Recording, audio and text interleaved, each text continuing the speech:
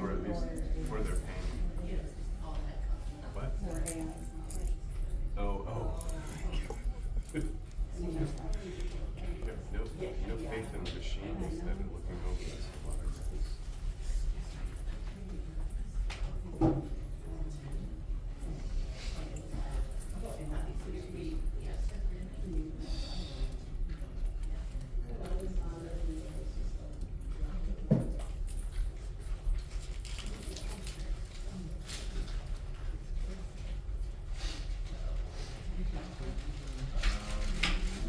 It's gonna start in a minute.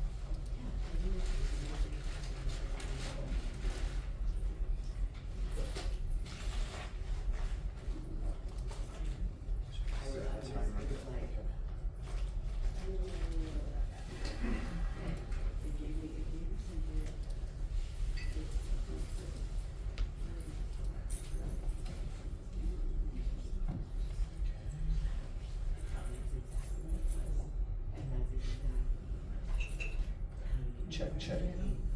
I'm ready. There we go, tiny people.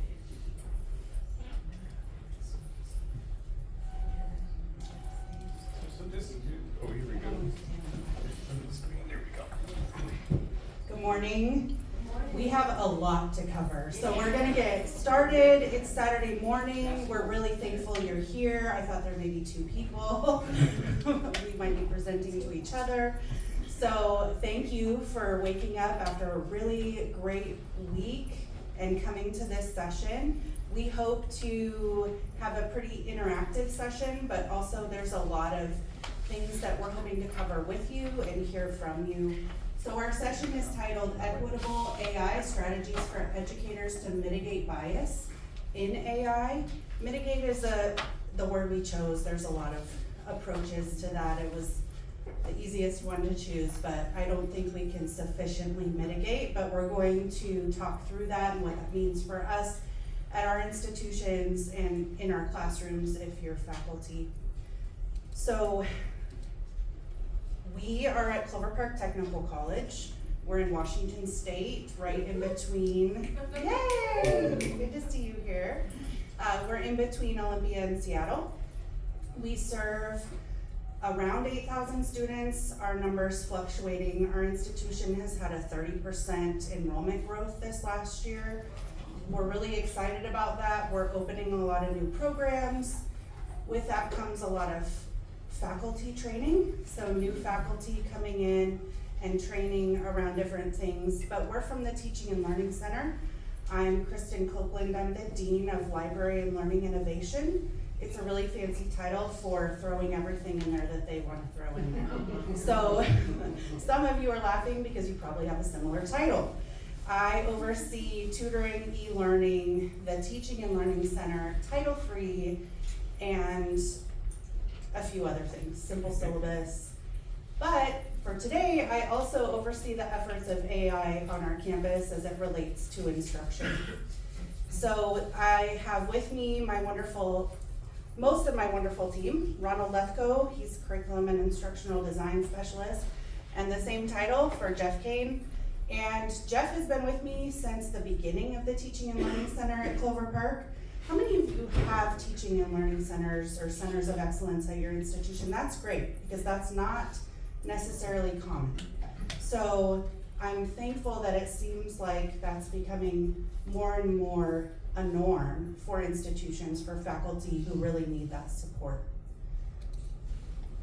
Also, go back for just a second. Yep.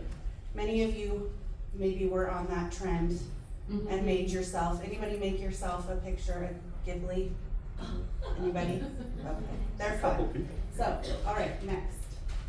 So our session objectives for today, this room is set up really awkwardly. There'll probably be people coming in here and walking in front of us, but that's okay. We welcome people.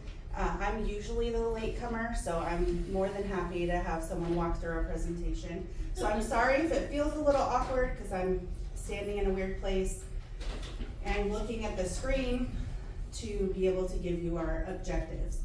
We're going to look at some AI tools. We're going to explore AI's role in equity and inclusion. And we're going to dig into integration of AI and information literacy into curriculum. Those are really broad. We're specifically getting to those things, and that's a lot. So we're gonna do our best. We may have to roll through a few things pretty quickly. So we're at the introduction and framing. Next, we're going to go to understanding AI bias, and then the importance of AI literacy or fluency, our institutional policies and how that could be transferable, inclusive practices for educators, and then we'll have a quick reflection and wrap up and Q&A as we near the end of time, which is 90 minutes, which when we first saw that thought, wow, 90 minutes, that's a long time. And then when we started planning it, we're like, wow, 90 minutes, that's not enough time. So we're sorry if we roll through things quickly, but we're always available to support and answer questions. And we'll have these slides. If you came in early, there was a QR code that took you to the slide deck. You can go back to that really quick. Yeah, I can put it back up here real quick, and then we'll have it at the end as well. We're usually pretty good at putting our stuff online. This takes you to our LibGuide page, which has a bunch of resources, especially if you're into AI stuff and teaching and learning. You can find it on it. It's okay. Come right in. I know it's super awkward, but we'll be awkward together. I'm awake now. So it won't be as awkward because we're gonna move into a quick, it's Saturday morning. I know the time change is really getting me from West Coast. Yesterday, it really hit me. Today, it's still hitting me. And then I get to go back. So we wanna talk just a little bit together. We don't have a ton of time for this, but in a think, pair, share with someone close to you, just a neighbor. What are your current questions and your current experience with AI? What have you used? How are you feeling around AI? And then we're gonna take some time to share. So let's take 1 second and just think about it. I said it's fast. Okay, now. Share with your partner. I'm sorry.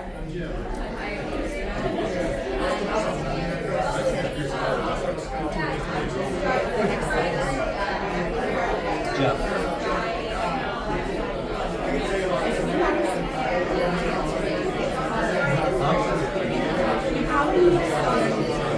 Stand over here.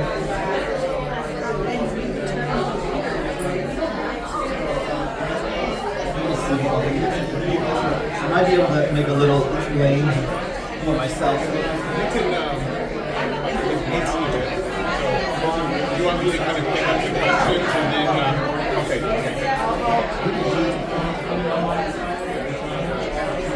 Wow, got loud. Wake people up.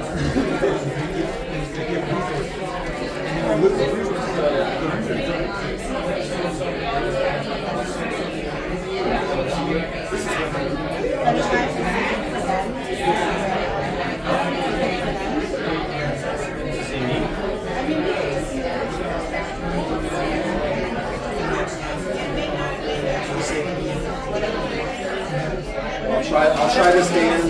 Yeah.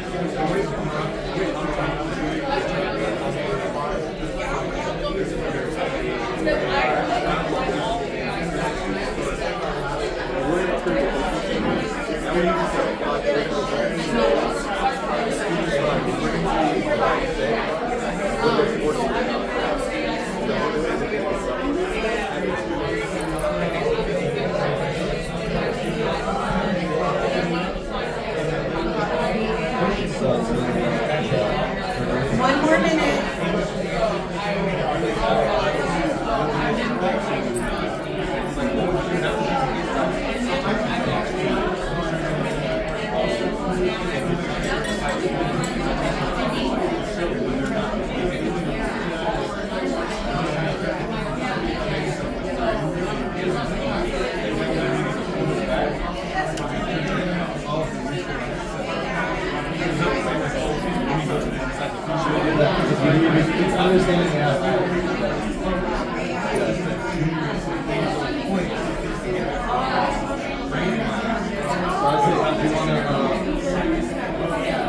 All right, I'm gonna wrap you up. Some people do clapping, some people do call and response. I'm just gonna talk. So, who would like to share something you learned from each other, or some emotion or feeling? Anybody want to share something? quickly. Something you learned interesting, something you chatted about. Any brave souls here?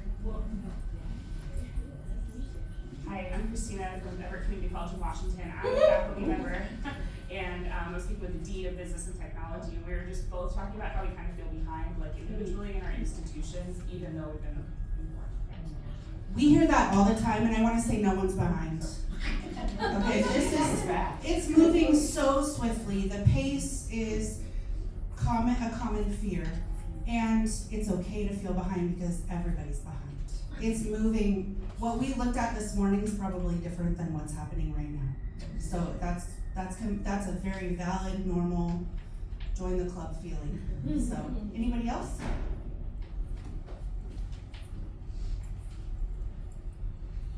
Hi everyone. Our group had a very varied overview or view of how experienced we are with AI. Some of us are a little more worried because of especially our disciplines, English and business, etc. Can students synthesize information? Can they critically think and so on? And some of us are more experienced and have started AI programs and are leading statewide initiatives, etc., etc., etc. So it's very varied, which is good. We need to learn from the folks that are worried, and we need to learn from the folks that are more experienced that can help. I love that statement. Learn from those who are worried, and everyone's feelings during this time are really valid. It's a revolution, and so those feelings are going to be varied and expansive, and the experience is going to be different. The disciplines, our disciplines are so different. I'm former English communications tenured faculty. It seems to happen. We end up getting into these teaching and learning center roles, but we're all English faculty, so we feel it, but we also know we're teachers at our heart. So that's what we're trying to do is help the faculty. One more, and they're yelling at me because we probably don't have time, but anybody else? If anyone has something burning, I don't wanna. Hi, I'm also English faculty, so in good company. My name is Christina. I'm at the smallest community college in California. It's called Copper Mountain. Oh, you know it? Wow, no one does. I was just gonna make a comment because, like you were saying, like the fears and apprehensions are super valid that people are feeling. And like when I have talks about AI, because I've been running a professional development series on my campus, one of the things that I liken it to is the dawn of home internet and how everybody was freaking out, right? Like, and people were thinking, oh, like everyone's gonna be stupid, no one's ever gonna go to the library anymore, you're never gonna know how to look anything up, and we just kind of adapt. So that was just my comment. Thank you. I tell a lot of the Gen Xers that I talk to, about it. Do you remember the Commodore 64? Right. Do you remember Oregon Trail? Yeah. Yeah. And I totally agree with that. I went to a really small private college that in the early 2000s did not allow us to use the internet for research. So it was walking to the library, looking in the card catalog, getting the books on reserve, sitting there for hours. And that's where we are now with the feelings people have about AI. So thank you for that. That's totally valid and accurate. I'm moving on to Jeff, and he's happy. Yeah, I totally get that.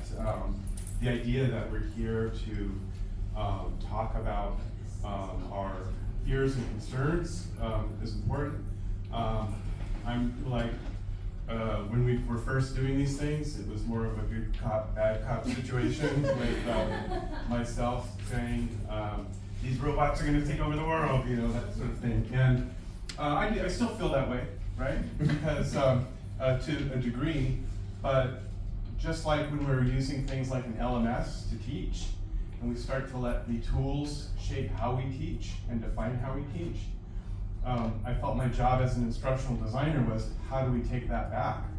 How do we, how do we basically hack those tools to turn them into actual teaching and learning tools, rather than letting corporations dictate what teaching and learning looks like. But let's talk quickly about the causes of bias. How many were in Dr. Epps' presentation yesterday? Okay, good, just a few. She had a lot of really interesting points to make about that. But we got to kind of look at the causes of bias, and the first one was the first one that we looked at yesterday was the people who create the algorithms. You know, we have a problem in this country, probably elsewhere, with lack of representation in STEM. And so what we have is you have a homogenous group of young white men creating algorithms and choosing the data, and then so that the perspective, the biases become embedded in those algorithms and in the data. And then going back to the data that we're using to train AI was basically the internet.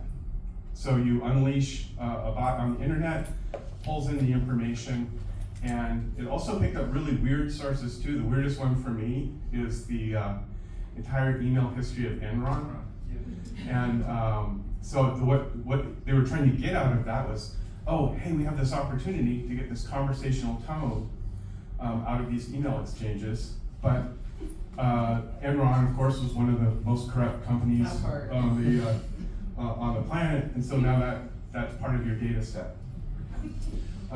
Then in some of the problems that this creates is we have things like facial recognition software that is unable to recognize dark skin in its. We also have things like one of the things that Dr. Epps pointed out was even the simplest tools that we use, like our GPS, will take us through neighborhoods that are closest to the freeway, which are also the neighborhoods that are where some of the poorest people in the town will live, and so they're the ones who have the health impacts. But getting back to the causes of bias, the other problem is the lack of transparency. Because this is a private company that's managing these algorithms, managing the data, then we have no idea about how to go in there and really fix things or understand the real problem. So I think I'm at about 5 minutes. Okay, there we go. So that's a real quick overlook. You can go back there and take as ChatGPT likes to say, you can take a deeper dive and delve into these issues by taking a look at some of our work on the LibGuide from the Teaching and Learning Center. Oh, okay, yeah. So we did add some of these things. So if you put in a prompt, for instance, you ask for an image of a doctor, a nurse, and a diabetes patient. The one improvement is when I first started doing this, it was always an overweight black person who was the diabetes patient. The nurse is always a female, and the doctor is always a man.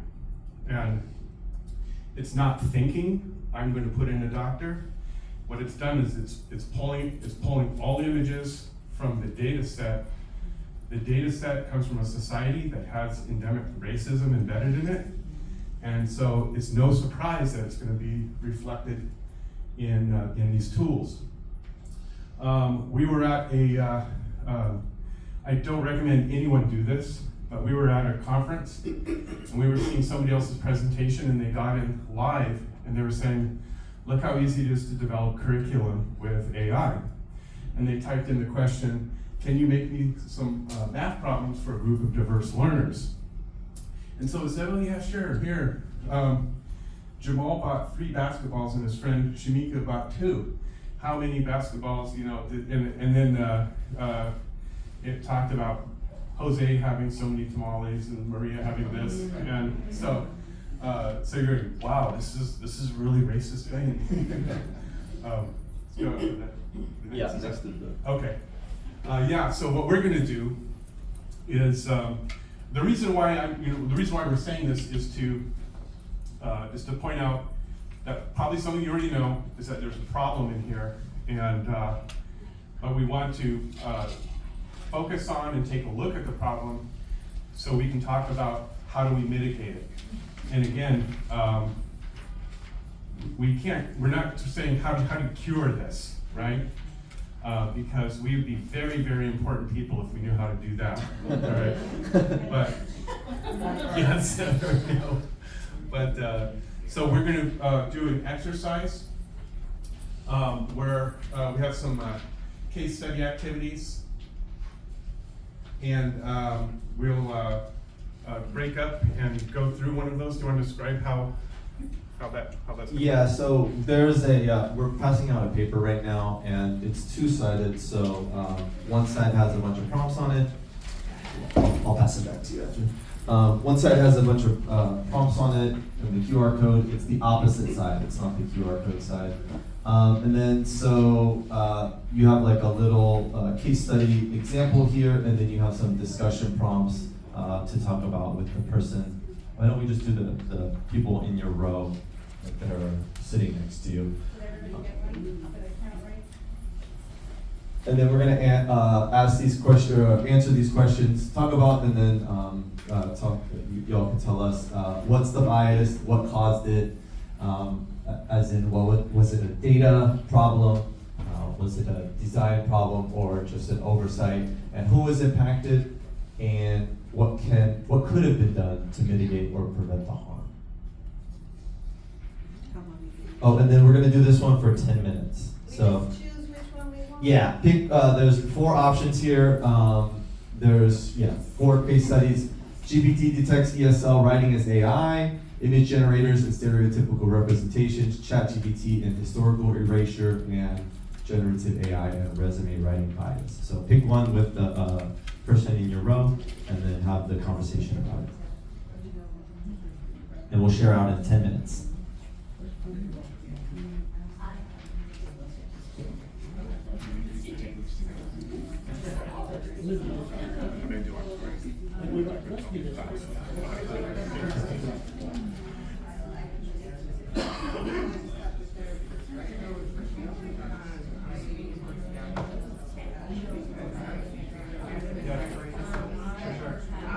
Yeah, I think that's a good one too. Actually, I was looking at that one because it helps me to set it like a 30 more.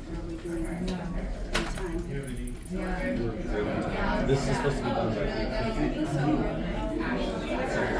Why don't we do 10 minutes and then 5 minutes?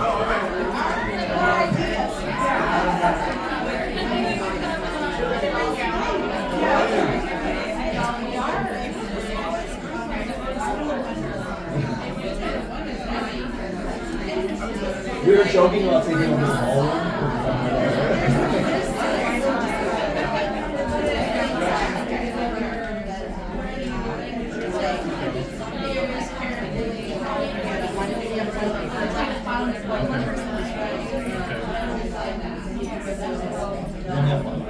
Yes.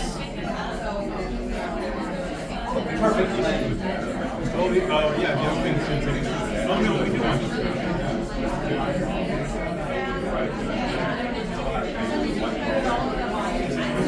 All this stuff.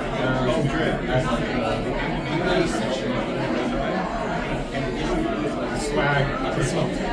Swag section. Better alliteration.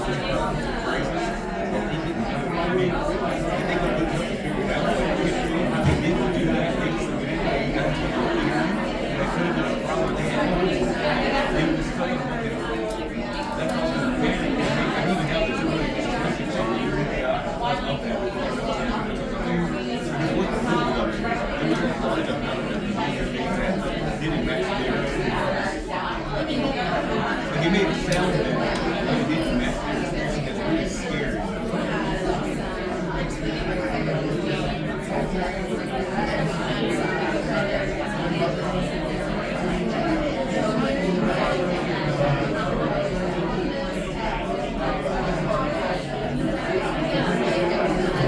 Party in the back. You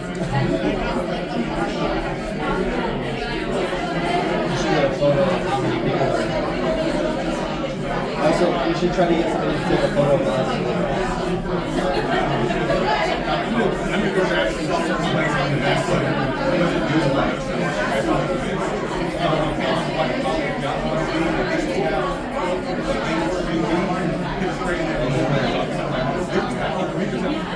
I was expecting just next to you,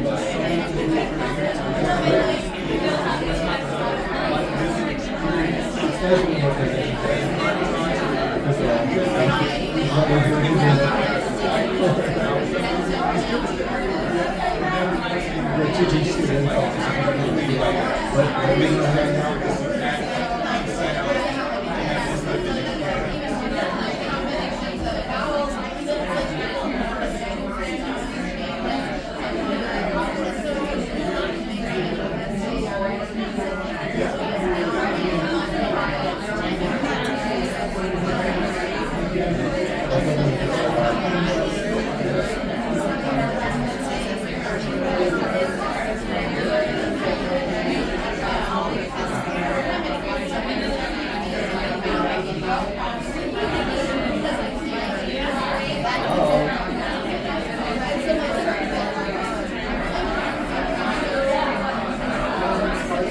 We should keep one.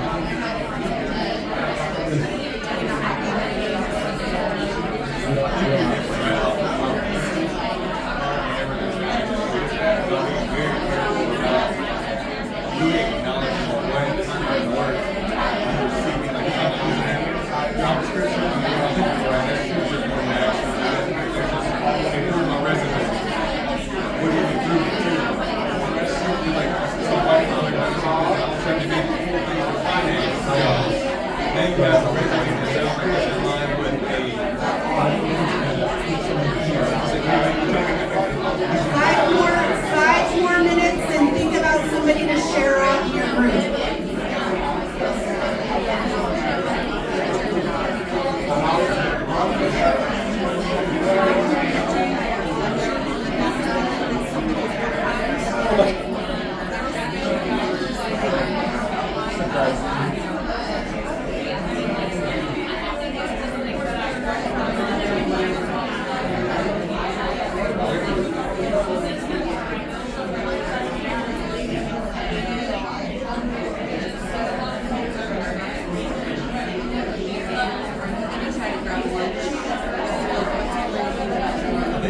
My wife is saying that we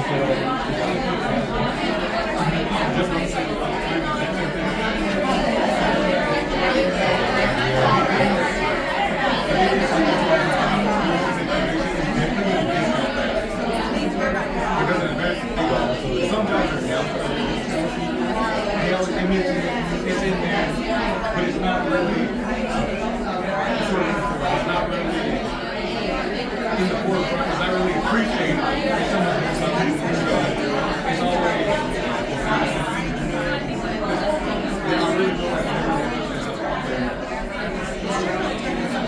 they don't really talk about appreciate this.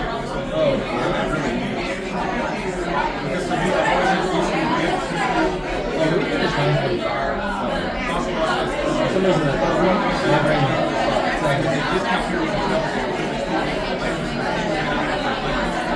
me, I've always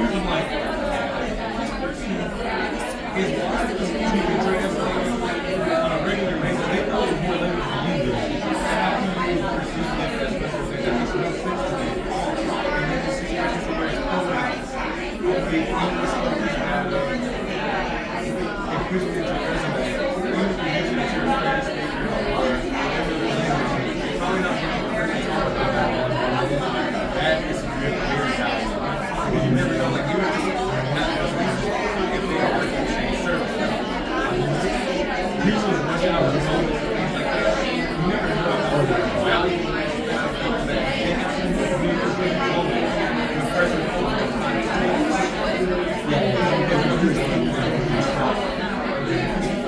I'll just give him a 1 minute warning. All right, one more minute, and then we'll share out.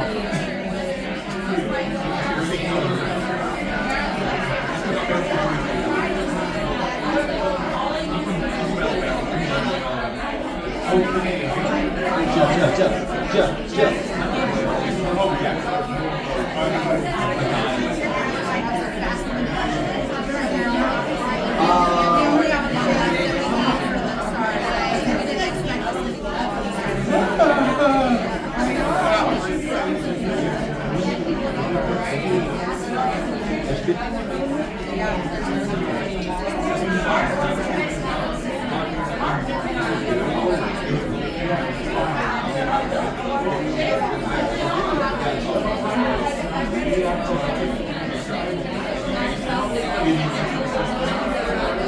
Okay, let's return to the room.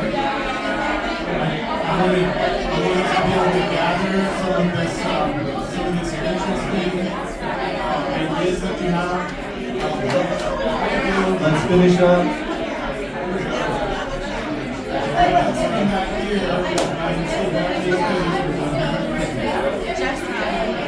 Jeff, you're not loud enough. All right. Raise your hand if you're orange. Anybody in orange? Did you choose the orange? Okay, some of you chose the orange. We got Michael. Hi, what did your group think of the orange? Hi everyone, my name is Tiffany. I'm from Cal Poly in San Luis Obispo, California. So we were talking about how, like, we were trying to figure out, like, what could be the cause of ESL students writing being detected as AI. And I gave the example that I'm trying to learn Japanese right now, and when you learn a new language, you usually learn it in the most formal sense from the start, and then you get more casual as you get more comfortable. So for students who might be learning English as their second language or third whatever language, they probably are learning it in a more formal way, and then AI is saying, well, nobody talks like that, or nobody writes like that, or whatever. So that's why we assume one of the reasons that they would be flagged. And then, do you want to talk about the policy? Yeah, so for the second one, hi, I'm Joanna from California as well. A little louder. Sure. I can project, yes. So what policies or practices could protect students? So one of the things that I've done in my class to prevent them from resorting to AI is I ask them to be more creative. So it's kind of hard for anatomy and physio students to think that, oh, I can be creative here. And so I see the excitement in their eyes. So like there's, for example, there's the tonicity for solutions. They have a hard time just understanding that. So that's one of the discussion points that I have. And I tell them, think outside the box, just try to explain it the way that I explain it. So I tell them you can do a rap song, you can do a poem, you can do a song, you can record yourself, explain it, you can draw. And they've done all of those things and they get excited about it. So. That's great, and that's also one of those universal design for learning principles of multiple representation, which I think is a great mitigating strategy. What about yellow? Who picked the? Anybody pick the image generators? Anybody pick yellow? There's no yellow. It might be Yeah, we different. did. It might Oh, be there we different. go. It's yellow on our paper. Oh, Yeah. no, I'm sorry. Oh, We okay. don't have Ignore any the colors on the papers. board. So Jeff GPT got the color wrong. Oh, I didn't say I wanted to. Oh, guys! Who else was in your group? Oh, here you go. Hi, my name is Tigani. I'm with Clark College in Vancouver, Washington. So we were talking about the issues with image generators. What's the impact of stereotypical visual content on students and society? And so I was speaking to Jim, who went to AI class yesterday afternoon, and they were talking about how all of the filters on Instagram are very Eurocentric. And it gives people of color, students of color, specifically Black students, a false narrative, a false image in their head, especially when they're using the filters and they get all of the accolades, oh, you look gorgeous, da da da da, or you look so pretty. And then when they see themselves in the actual mirror, it becomes a problem. And so they have this this issue, this self-image issue, which wasn't great to begin with because America. So, but also the fact that all of the images and everything that have been fed to ChatGPT have been very Eurocentric. They did not take the time on purpose because they never thought about it, didn't care. We don't teach Black history, we don't teach Latin history, so of course we're not gonna include that into the training of all the things. So you have to mitigate it by specifically telling it. I was letting them know that if you train your bot, then you can train it to then become more diverse. One of the sessions that I sat in, one of the Latin men said that he tells his bot all the time when it gives him answers, and it always gives a picture of like a white male, he tells his bot, don't be racist. And then the bot's like, oh my bad. And then he goes, you have to remember that it is a machine, it doesn't care if it made a mistake, it doesn't apologize, but you have to go in and train it. And I've been telling everyone that I talk to about it, always purchase your platform so that that way your IP stays your IP and your IP doesn't get used to train your competitors. So as far as I know I kind of went off script, sorry. No, it's all connected. What policies or practices could protect students? Let them know that it is biased and to always train it. If you're feeding it information, make sure you give it a diverse perspective.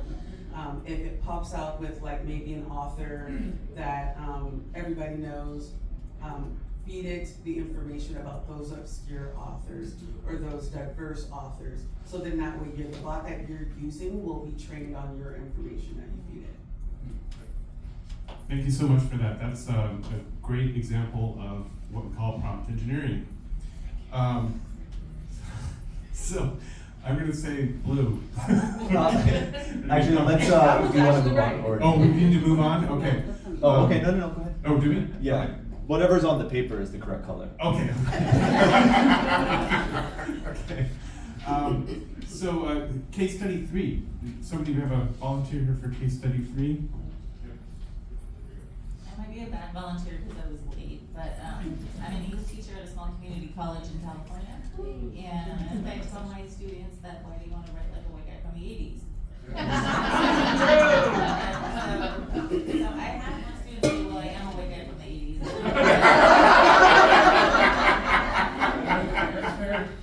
But the whole thing, I think AI is an opportunity for us to teach differently, and I've gone back to in-class essays, and students are so surprised at what they can do, and so excited about what they can do, and I tell them that, well, my whole framework for teaching English is through an ethnic studies framework where mostly students of color are in my classes finding their voice and finding their power and writing their story and why they want to write a story, like I said, that worked in the 80s. But I also don't ever accuse anybody of using ChatGPT, or I don't use detectors. Our school is kind of anti-detector, and what I tell my students when I see it, I'm like, well, that's not you, and why do you want that? And they want that because their teachers in high school didn't care and told them just to use AI, right? The teachers cared about correctness more than content. And my colleague here said in industry, like if students come from industry where they were also told to use AI, they're coming to us having only used AI and never finding who they are as writers. And finding who they are as writers is a really, really powerful thing because your writing is you. And when they do use AI, I don't tell them, I'm mad at you for using AI. I'm saying, hey, well, that's robotic writing and that's not what I want to be. And you have to consider your audience, and your audience is me. And I want to read your errors, and I want to read rich, full, personal, like amazing things. And so if you hand me something that is sanitized and robotic, even if you did get trained to write like that, that's not what I want. So I fight with my students all semester long. It's absolutely exhausting, but it's worth it. I want to acknowledge what she just said about it's exhausting. The fact that teachers have changed their pedagogy because of COVID, and now we have AI. I do want to just throw that in there because this is exhausting and exciting, but it's a lot of effort and time to change your instructional methods. Yeah, thank you for that too, because it's just so ironic and wrong when people will say we don't trust AI, we don't like AI, AI is bad. We're going to use and it's inaccurate, wildly inaccurate. So then now we're going to use it to detect whether you're using AI. It's absolutely baffling.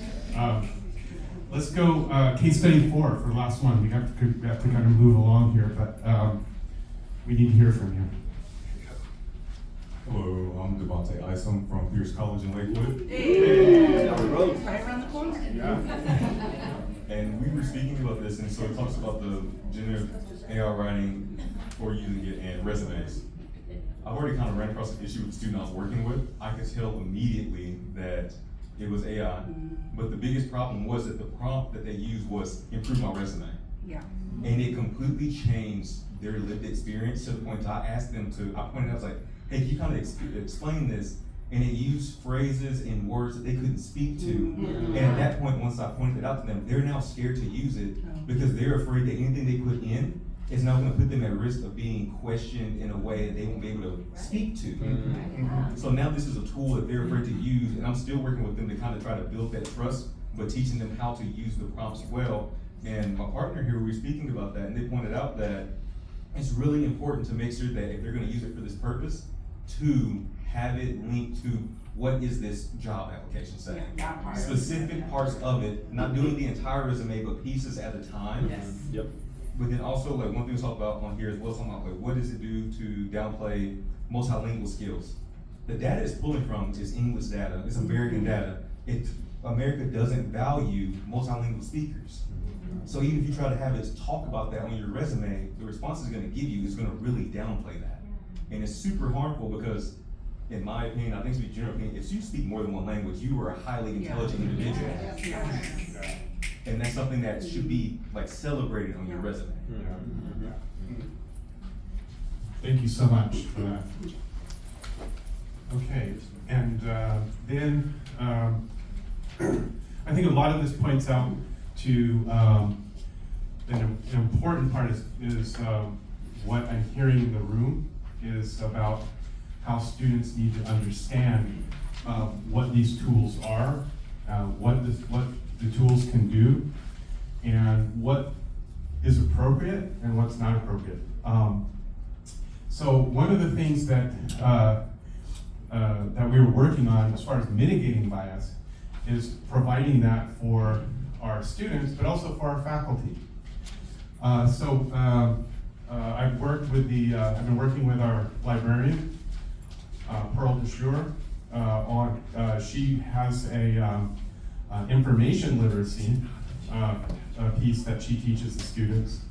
And so I got together with her to build out an AI and information literacy module. And that module will help the students understand what AI is, what some of the problems might be, how to use it effectively. I'm hoping to have more in that module about using it as a critical thinking tool. In that course, it says that we want to be able to explain generally how AI-based tools work, as well as their benefits and risks, recognize when AI gives inaccurate or misleading answers, and fact-check AI output. We also have a piece in there, and this is going to be pretty controversial, I think, but the MLA and the ATA and Chicago all have ways to recommend citation of AI as a source. Not that it's a particularly good source, but also to discuss about with your instructors about how you used AI, and so therefore how to cite it. And so for the instructor that needs it cited, we also have in the AI literacy module how this is cited in the various like MLA or APA. We also want to we also believe that these are can be useful and creative tools if used in the right way. We'll show you some examples of that, but so we don't have AI in it, or I'm sorry, we don't have internet connection in this room, or else we would have given you a tour, which we probably don't have time for anyway. But please contact me or contact us if you're interested in this. We were The other really important piece that Ronald's going to talk about is policy. And so we were really waiting to roll this out because we wanted this AI and information literacy piece to be centered on the school policy. And the school policy should be connected to the state policy, and then those policies connected to classroom policy, to how the faculty choose to use or not use these tools. And then Ronald has done some really good work on how to express that in your syllabus. And so one of the, so some of those ways that there's this great Venn diagram between information literacy and AI literacy. In information literacy, we use a technique called lateral reading, where the student will have, say, oh, I want to use this web page as a source. And here we are back in the 90s, right, where all of this started. I'm going to pull this information off the internet and put it in my paper. Back when I was teaching in the early 2000s, students would occasionally, we could catch it because students would occasionally just yank in a bunch of HTML into their paper and it would jack up the format. But so what we've asked the students to do is to cross-check responses with AI with reliable sources. So with information literacy, you'd have the web page open, and then you would open up a reliable source, a news source. It might be Wikipedia or anything else where you could fact check what that website did. We do the same thing with AI. We ask AI follow-ups. You can put in a prompt for the output that says, does this reflect all cultural or global perspectives? And when you stop thinking about AI as a person or as a thinker or something with a personality, you'll see that it will do a very good job at analyzing its own output, because it's not its own output, it's just output. Mm-hmm. And so it doesn't go, are you questioning my output? You can probe it for bias and gaps. You can ask who is centered in this response. You can ask the AI, who's left out. And then we want to teach the students to not accept responses at face value. You've got to get them away from looking at the machine as the answer.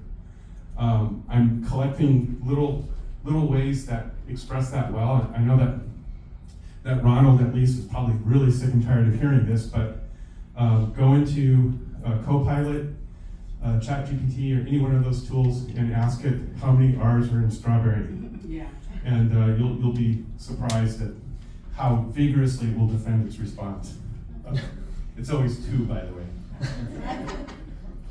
Which is technically true. There are 2 stuff. There are, yes. Okay. So sample lateral reading prompts include what's your source, who disagrees with this, or give evidence or examples. I think we've all heard about, if you were in Dr. Epps' presentation, she brought up the legal cases where a lawyer was almost disbarred for turning in a legal brief that had false citations in it. Okay, where are we? Did everybody get those ones? I see a lot of people writing these down. Oh, okay, that's fine. The slides are also available to you. We won't take them down, so they're on our LibGuide if you don't want to take pictures. Okay. Do you want to talk about this? Okay, so yeah, do you want to talk about this? I can switch over. Yeah. I'd like to hand Ronald over on this. He's done a lot of really great design work on this whole program. So. Yeah, just to continue talking about the literacy piece, it's important for everyone to at least become familiar with tools, get in there and explore. We created two different. One is a certificate program, and then one is a course. This is called. We're calling it Learn AI, and it's a 30-hour certificate that teaches real basic stuff like what it is. We don't go into like the behind the scenes, like what's the machine learning and how all of that happens. This is really practical, like it'll give you, okay, this is something that you want to learn about, and then you go and do it. So that one's coming in July, at the beginning of July. We're going to be opening that one up to the public. If you're on these slides, you can click on that. It'll take you to our LibGuide page where it has all the information and a place to sign up if you're interested. Is it online? Yes. It's going to be online, yes. And then this one here, this is a 30-hour course on how faculty can use AI in their courses. This is something that we created last year, so it probably, we're working on upgrading it now and updating it. But this one we released on Canvas. It's in the Canvas Commons.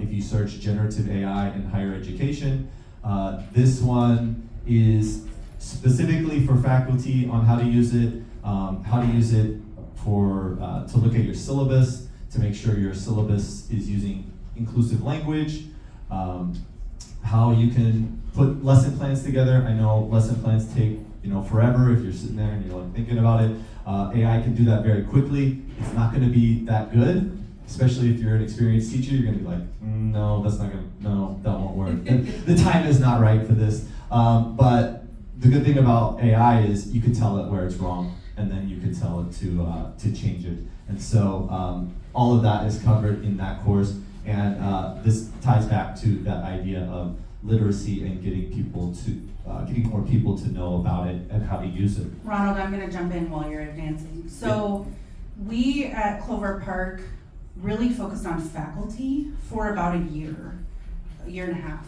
That's why we created the course. We had workshops. We talked about AI at every faculty in service. Faculty have professional development embedded in their contract. They have to do a minimum of 20 hours. They get an increment if they do a certain number of hours.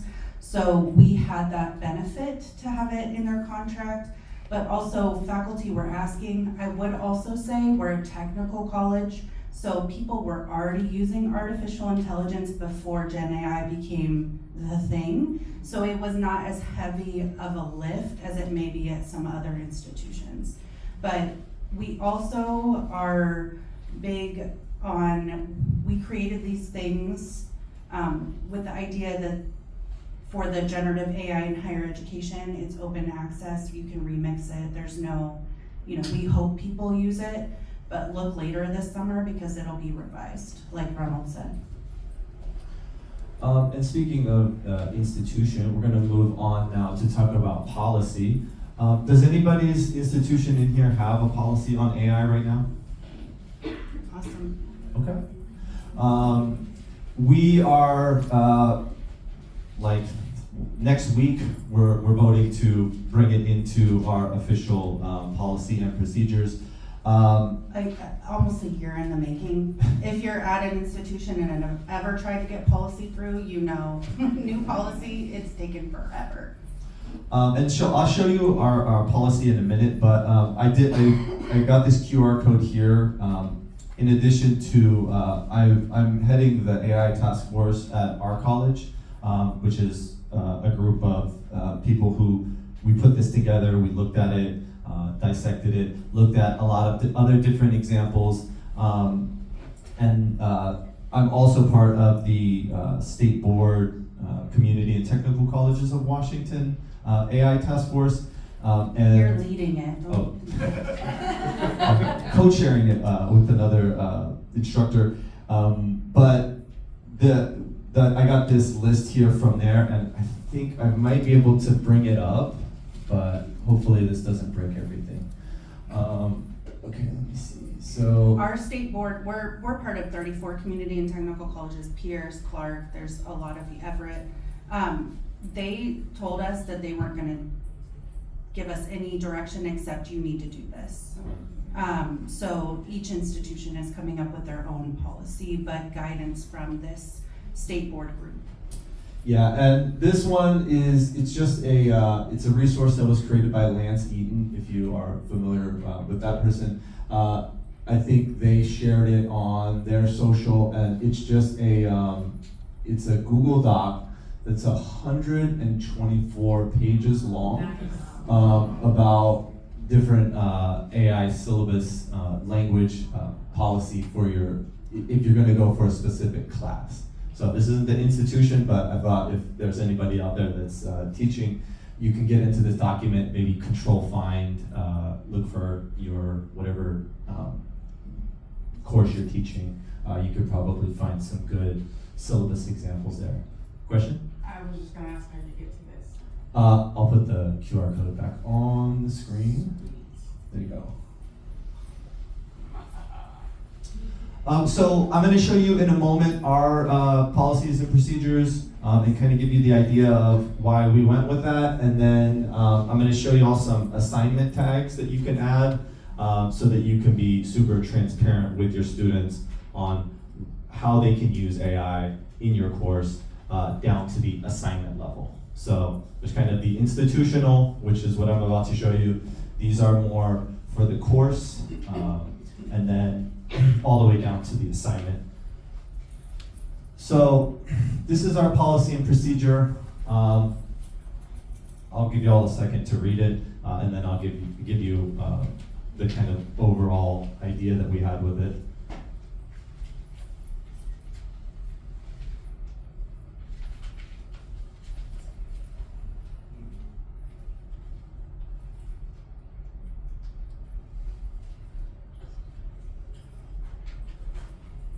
Can y'all see that in the back? I suppose I could read it. Yeah, go ahead. I'm going to read it quick. Yeah. Course instructors have the responsibility to establish and communicate their own guidelines on the use of generative AI tools within their courses, which may permit, restrict, or fully prohibit such tools. So, basic idea, we're saying we're going to give the instructors their freedom to choose how they want to use AI in the course. They know their course, and hopefully they are looking into how AI is affecting that industry. And so then that's where the permit, restrict, or fully prohibit. In the absence of specific directives from the course instructors, the use of generative AI tools at Clover Park Technical College is to be equated with receiving assistance from another individual. So we just kind of said, if they don't say anything, you can use it, but it would be like you were talking. Obviously, AI is not a person, but it would be like you're consulting with an outside source. Yes? Just curious why you didn't also include which may require. Are you not allowing instructors to ever require students to use AI? Oh, they can. It could be flexible permit, I think. Yeah, it would probably be under the permit. We had a really diverse group and had about 20 iterations of this, so we just need to get it. Probably. There are some students that don't want to ever use AI. Right. So if they just see permit, but then the instructor says it's actually required. They can go know. further, I think, than this. That's a good point. Yeah. I like that. There are other things idea. missing, such as we don't really say what the instructors need to do for their students. So when we train faculty, we tell them, if you're using AI to grade or to do specific things, you need to also let your students know. But this is a student facing policy, but it is in our best practice that we would tell the faculty they need to let their students know how they're using it within their class. All right, and then just to finish for the procedure, unless otherwise noted, students are required to acknowledge any use of generative AI in their academic work and should err on the side of transparency in cases of uncertainty. Students who are uncertain about the policy regarding generative AI tools in any course are encouraged to actively seek clarification from their instructors. I also want to say too, I'm sorry, Ronald, to keep jumping in, but this is just an instruction policy. So we have another AI task force in different areas of the college that are creating other policies around Administrators and stuff? Yes, like around staff use and institutional use. This is just in our shared governance model, this is in the line of our instruction council. So it's through that policy group that we're putting this through. It's going to be in our policy under academic integrity. So it's very student focused in what would be considered academic integrity. So that's kind of also giving frame of the word's choice and why it is the way it is. Is your college buying students or staff, like subscriptions? They have Copilot. We're a Microsoft campus, so they do have access to Copilot. That's It's a not good great. question. It's not great, but they have Like Gemini's access. better or ChatGPT? Oh yeah, for sure. We know that. They do have access. And we also, when we train our faculty, we share with them, you need to do if you're expecting this, you need to do it on a free version. It's not accessible to students to require them to pay for something. So if you're expecting them to use it, you need to use it on a free version and see what the output is. Because there's a wild difference between free and paid. I hear people from the California colleges, you're super lucky because you have this innovative partnership that is amazing with Microsoft and Google and all the things. So if you're in California colleges, you're lucky. Wait, isn't that like Microsoft World Takeover? That's a good thought. Between Microsoft and Google. Yeah, one it's a company's bunch. gonna happen either way. It's like 8 different companies. It's not just Microsoft. It's actually, Microsoft seems to be taking a little bit of a backseat in that. OpenAI is more with California. Our college should do a giant like full day training. Yeah, that's awesome. Yeah, but the California community colleges may also start their own LLMs soon, based on I won't say which one, but there might be something soon. Yeah. Okay. Clark is doing the same. They've created their own bots. And Oh yeah, we have. Yeah, we're actually going to be talking about that in a couple of slides here. So just to talk about someone saying getting some training, we are always trying to encourage and let our faculty know about AI. And as we talked about earlier, this is something that we created that we try to simplify. Like I've seen one that's got like 5 different levels, and it's like can never use it, and then it's a complete, you can use it for everything. I tried to simplify it down to 3, and then use these symbols here and the colors to say if it's if you don't care if the students use AI or not, like it doesn't affect any of the learning that's going to happen with the students, you can give them the green light. And so these are all, if you go to our LibGuide page, I separated them each, so this is them all together, but separated them each, and then you just save that image and put it at the top of the assignment. Like if you're in Canvas or something, you can just insert that right at the top. Students can see, okay, I'm free to use this generative AI in any ethical way for this assignment. If there's some specific ways that the instructor wants to use AI, then I say caution, generative AI is permitted, but you must follow the specific instructions in the assignment. And then the last one here, stop. Using AI will interfere with your learning.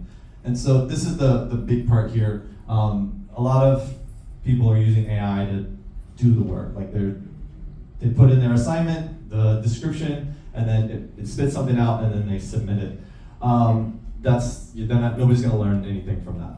You're just passing it off to something else to do the work for you.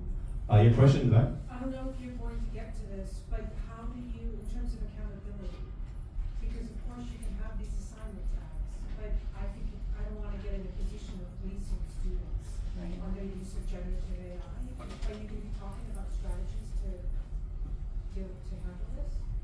With the faculty to student?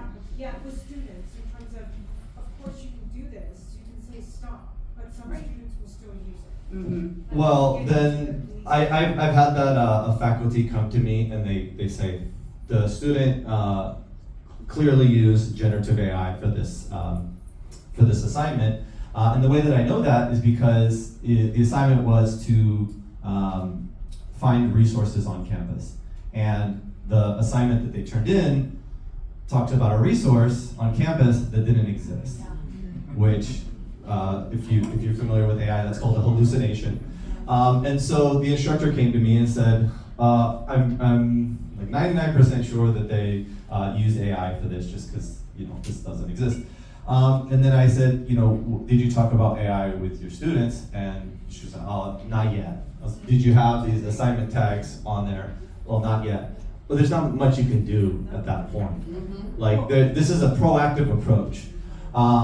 You would handle it just like any other assignment that they gave wrong information or questionable information. So however you would handle that in your feedback, that to me would be the same feedback. They're giving wrong information or unreasonable construction in their assignment. Yeah, we got one more question. Yeah, I have a question about the same notion of opting out. And I was just wondering if you have talked about at your institution some sort of designation for courses at a course level to know if, so students can select, like I can select that class because I know they're not going to use AI, I don't want to use AI. I'm just wondering if Cloverpark is considered that. That would be wonderful if we had enough people fluent in AI that there would be courses that would be opt out.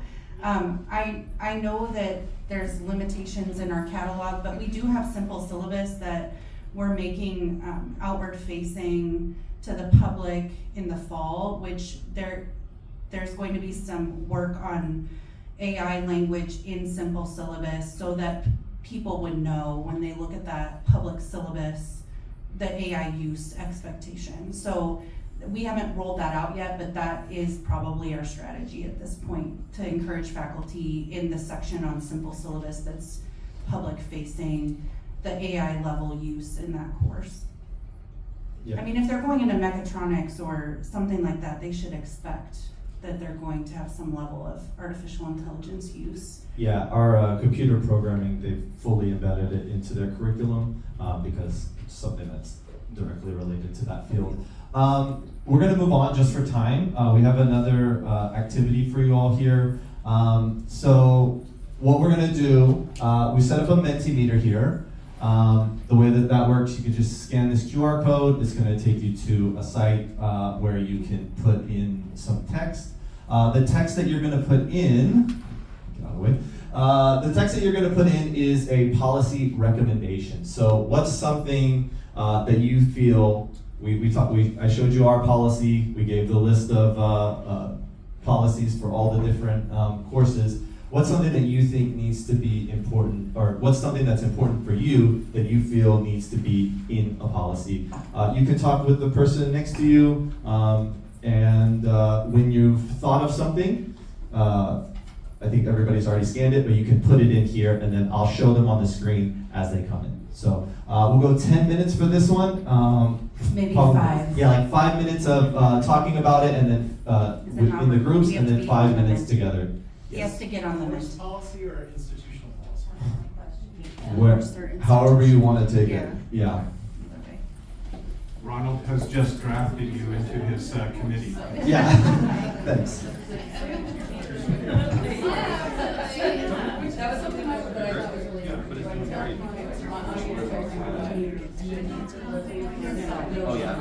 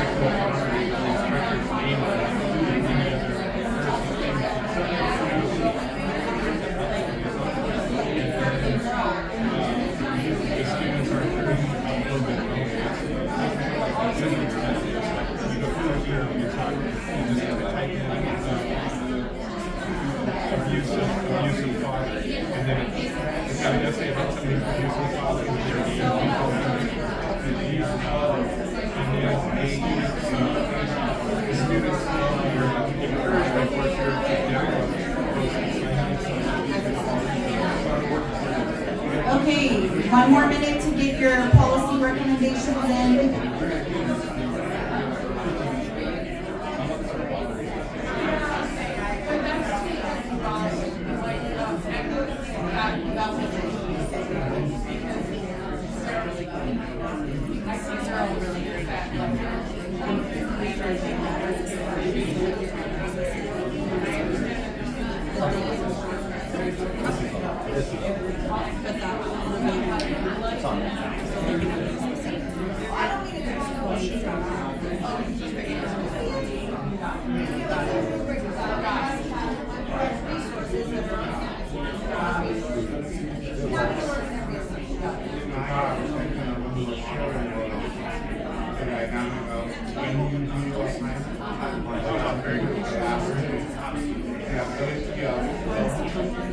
Look at us in space, it's probably going to be lost. Then you go turn in,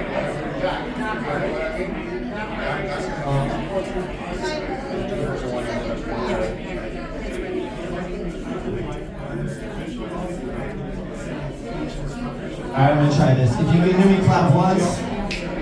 Oh, let me get hear me. Snap once. If you hear me, clap once. If you can hear me, clap twice. There we go. Alright, so everybody, we're gonna move on now. But for anybody who is curious about what the other people were putting, we got the Mentimeter here. This is part of our presentation page on our LibGuide. So the QR code that you scanned earlier, if you just scan down to the bottom, you'll have the Mentimeter there. And you can see some AI policy recommendations from everybody. Does anybody want to talk about an AI policy recommendation that you came up with and why?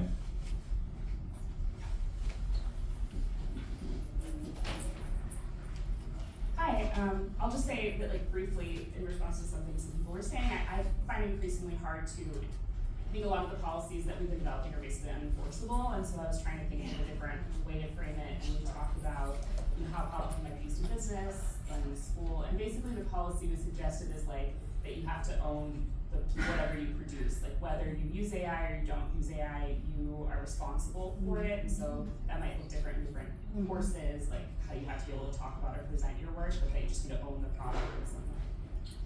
Wait, so if somebody handed in a paper, at the end there would be like a little statement. I doubt that I did or didn't use it.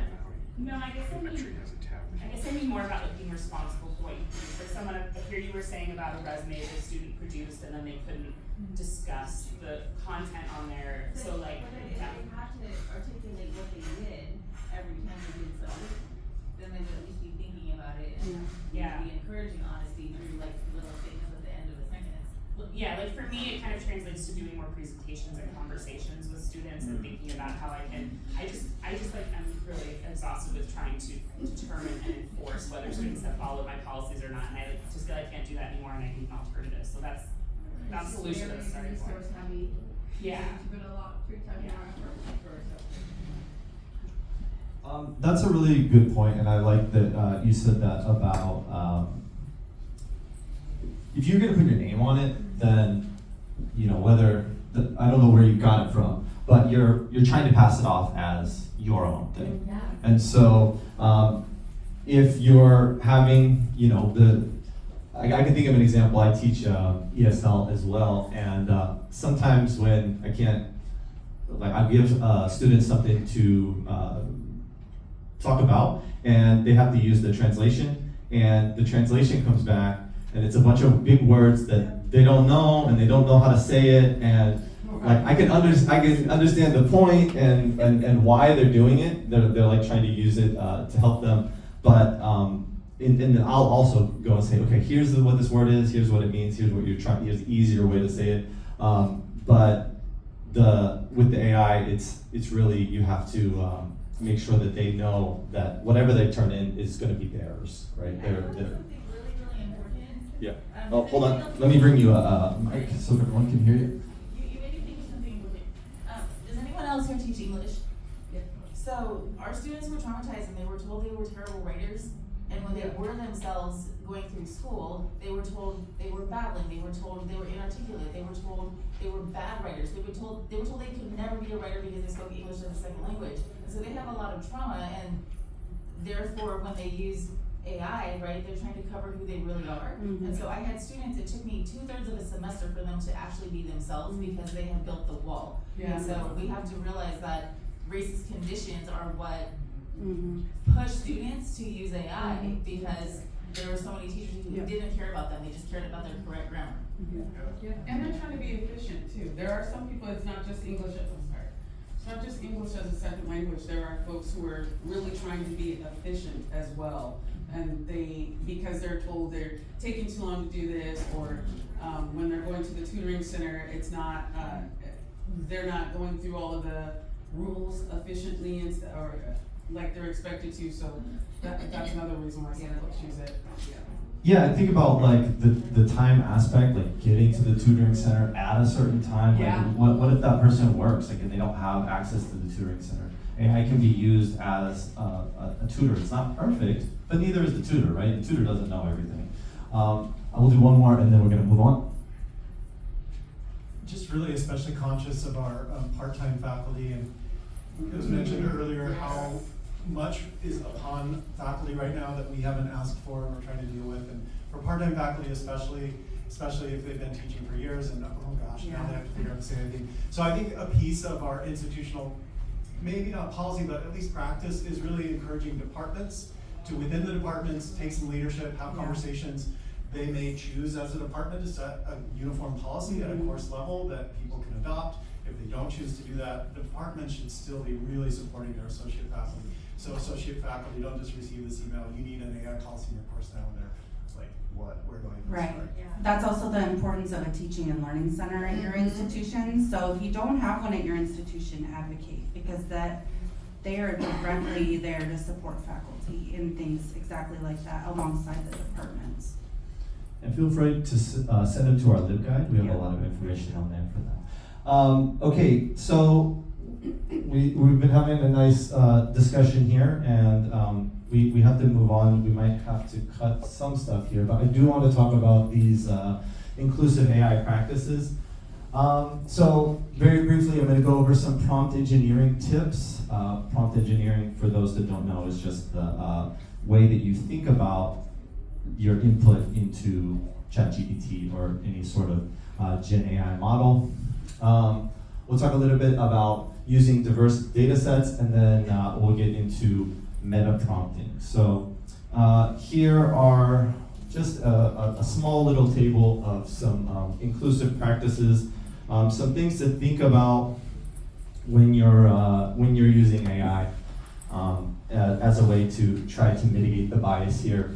The first inclusive practice, be specific about representation. Don't assume that the AI will include diversity on its own. We've already talked about the training and the data sets that these large language models are trained on.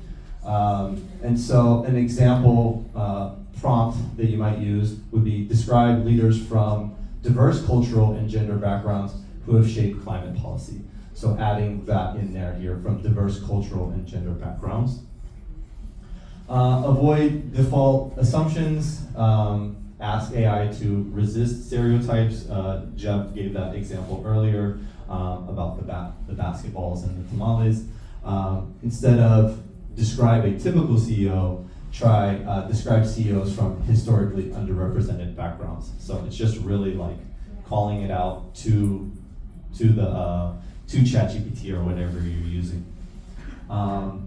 We'll talk about GPTs in a second, but this is just if you're in there, and then these are kind of the low-hanging fruit that you can use yourself, but then also encourage your students to use these extra pieces for the prompt. Using role reversal, flip the social defaults to test the assumptions. Write a children's story where the scientist is a young black girl. And then state ethical intent, explicitly ask the model to avoid bias or stereotypes. So list authors for a syllabus on gender and technology, prioritize underrepresented voices. So that's just a little bit of prompt engineering there, some simple things that you can do. We talked about data sets, and what was your name from Clark College? D. Dee was talking about setting up some bots and training the bots. If you have a subscription to ChatGPT, I think you can do it on their $20 one. You don't need their big $200 one. You can make custom GPTs. And so this is basically where you're training your own version of ChatGPT. It's still going to have like access to everything, but it's really, really focused and tailored. So if you have authors that you want to include, or ideas that you feel like the large language model won't bring it up to the front, you can say front and center, like make sure your sources are from here, and make sure you use this type of language. So that's one way to do a data set. Another way is to use an open source models. And if you're in the if you're on the presentation, you can click on this one. Let me see if I can bring it up real quick. This is a list of open source models. So give me a second here. And I can show you just some examples of some different open source models. You can see it there. So there's Falcon, Mistral. Has anybody, if you've seen any of these ones, Meta's created something called Llama. Has anybody tried Llama? Yeah. You heard about it? Yeah. Can you quickly just say what an open source model is? Yeah, the importance of open source models is, so you have like commercial software, and then you have open source. Commercial software, we don't know what the code was or what the data was involved in building that. In open source, it's completely transparent. So like for instance, the University of Utah, are we talking about that? Okay. So like for instance, the University of Utah needed to ensure that health information was locked down via HIPAA, and there was no way that OpenAI or any of those corporations could guarantee that. So what they did was they took a open source model, Llama 3, and took their own data and used their own data to train the models. And what they wound up with was a new tool that will predict diseases years before traditional diagnostics would do that. So their question was, we know we can do this, but how do we protect the data?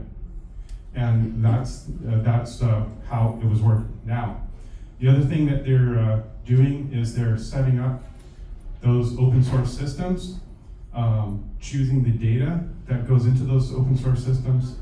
And again, it's not going to solve the endemic racism, but it's a system that's not going to be using things like Enron's emails and Reddit, to train. So that's the importance of open source systems. So those are important stories to follow, and those are important things for you to advocate for. So if you have, fortunately we have Ronald who can talk to the state board. And we should be advocating for those kinds of models. We'll have questions in a minute. We have like a couple more slides, and then we'll do questions. Yeah, we're just gonna wrap up here because we've had great conversations, but just for time. We actually had another activity. We're not going to be able to get to it today, but if you do want to try this one on your own, this is the back side of that worksheet, and so we were on this one. Here's the back side. The QR code takes you to this list here, but actually, maybe Jeff, you were the person who created these.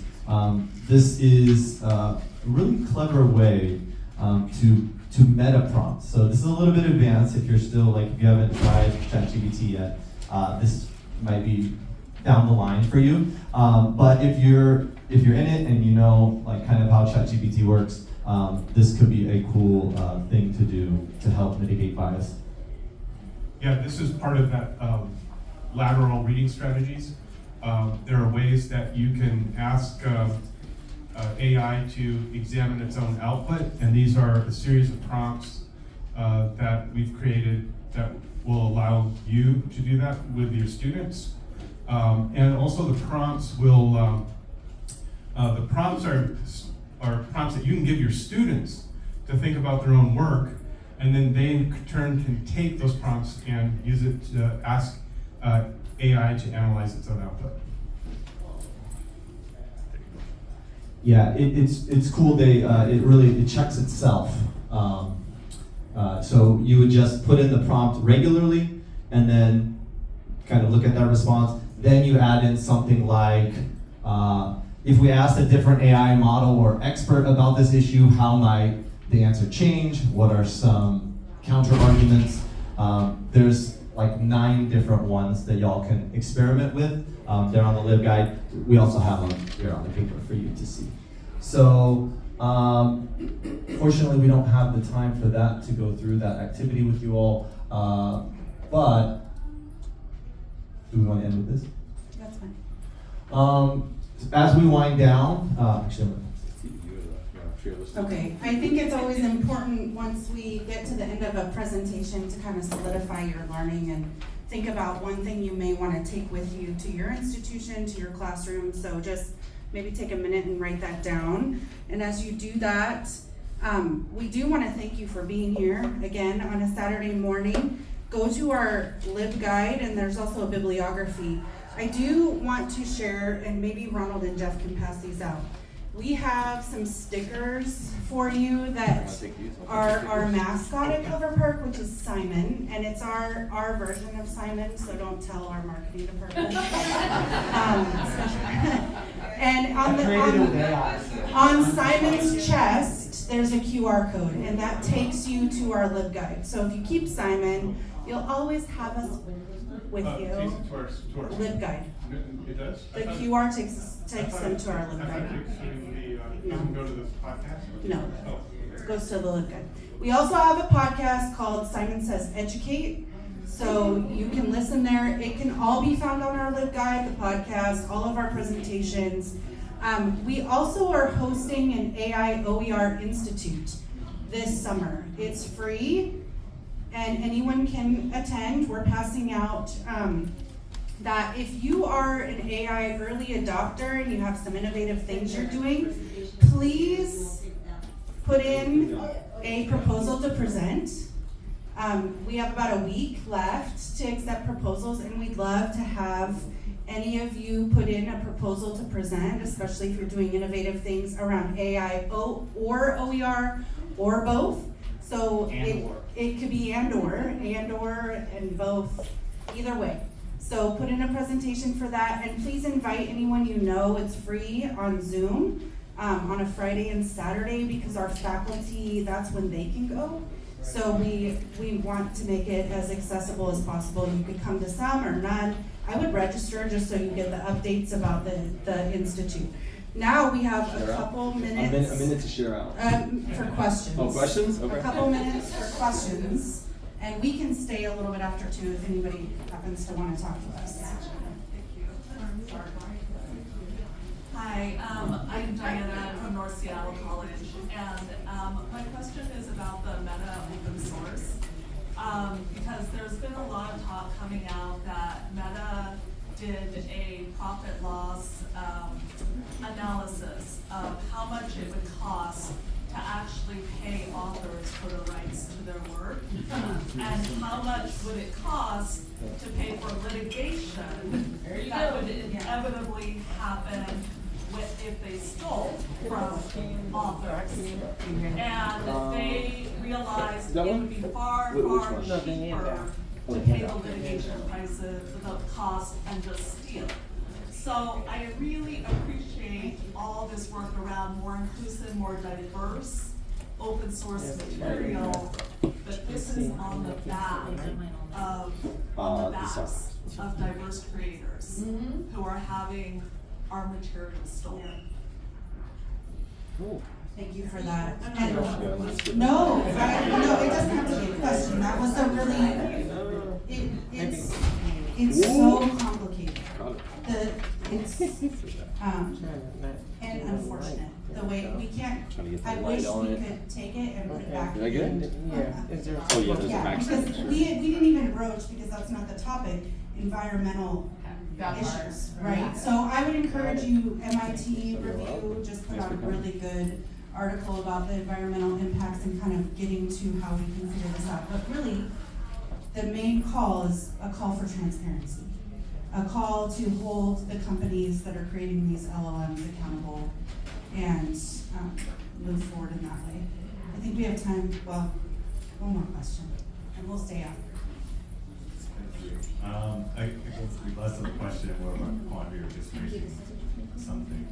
I think in thinking around policy, specifically at educational institutions, one thing that just is rattling in my mind, and I want to hold more conversation over, is what is the impact of these policies and the impact of use of AI by students, especially students from underrepresented backgrounds? What do you hope to what's the outcome? Their assignment grades, on their course outcomes, but I'm thinking specifically on their professional pathway outcomes. What would you want after attending these institutions? I know it's going to take a long time to determine that, but I think that's something we need to be thinking about at the forefront when thinking about policies. How do we build in assessment or ways to know what that's going to be for, again, specifically our students who are coming from underrepresented or disadvantaged backgrounds. In some ways, is denying or miseducating them around AI. Is that put them at further detriment or further disadvantage? Here's how you can use it, and it's like targeted. Also complicated, but I do think if you look at the statistics, there were, I wish I had the slide. We have a slide on our LibGuide about employment. Because we're a technical college, we are getting students through pretty quickly to employment. We're educating tomorrow's workforce. That's our mission. And so what we realized is if we're not training students in AI, it's actually harming them, because when they go to generative AI in higher interviews, they're being education, asked their it should be like experience with AI, and if 25 they stars say or something like that. any, and they realize they've been through 18 months to 2 years of education, they're like, sorry, our job needs at least a basic level, or at least try it and experience it. So I think there's two sides to that, and also the idea that paid versions are so much better and we're not offering those, and it's just so, it's a really great conversation, because I don't think we've landed on the perfect solution, but we realized at our institution it was harming them if they didn't get some kind of information. In that same vein, yesterday I was walking around New York and I stopped at a Starbucks, and there was a young man sitting there who was applying for a job that said autonomous financial analyst. And I asked him, I was like, is that utilizing AI? And he's like, yeah, I'm a software developer. And the company that I'm about to go interview for wants someone who can create an autonomous financial, so that they can do all of the financial analyzing through AI. And I was like, seriously? That's a whole job now? And as soon as I saw autonomous, that's what made it kick in. So our students in community colleges really, really, really need to understand and learn how to utilize this product, because like she said, everybody is asking students, if you're just graduating, must have already touched this. Can you drop the mic? We want them to touch it. That was a good. We want them to touch it in an ethical and responsible way. So it needs to be taught at our institution. So when they go into the workforce, we're not training a bunch of people that are perpetuating the racism that we know is there. They're using it ethically and responsibly. I think we're gonna get kicked out. So Yeah, thank you all for coming. We'll stay. Thank you. Thank you so much. that's Jeff, Kristen, and then I'm Ronald. If you ever want to contact us about anything AI related. Yes, we do. We also are, if you can get to us from the station. Okay. No, we haven't. Oh, awesome. No, I can run. Hi, so Kristen, oh, I meant College and California. Cal Poly, I used to live in Pasadena. Oh, you did? Very nice. I want to say thank you for having such good resources and sharing those. Like, I just love it when people. We're trying to be open as we can, because Exactly. it's like, it's hard to find sometimes. It is.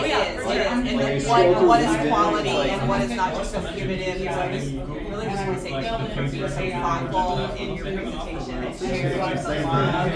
And take this back to my institution and do a lot of good work. So we are like community capital. Where you at? So, so I'm not even wearing my badge. I'm from Emporia, Kansas, so I'm in a small regional school in the Midwest. I graduated high school in Leavenworth. Okay, great. Okay. Well, I mean, Leavenworth maybe isn't great, but yeah. But you know, I love Kansas. Third grade has always loved me back, but trying to make it so that it does love me back. My husband is from Missouri. Yeah, it's rough. It's rough to be in Kansas right now, particular higher ed. I know, yeah, we're pretty lucky in Washington. Yes. To have this opportunity. But trying to get her there while we can, and trying to work around AI. We have a lot of, there's a lot of issues around very AI, just use it in a way to hear me. So we're trying to thank you for the resources. It's very, very helpful. Appreciate the work you do. Love little robots. Thank you so much.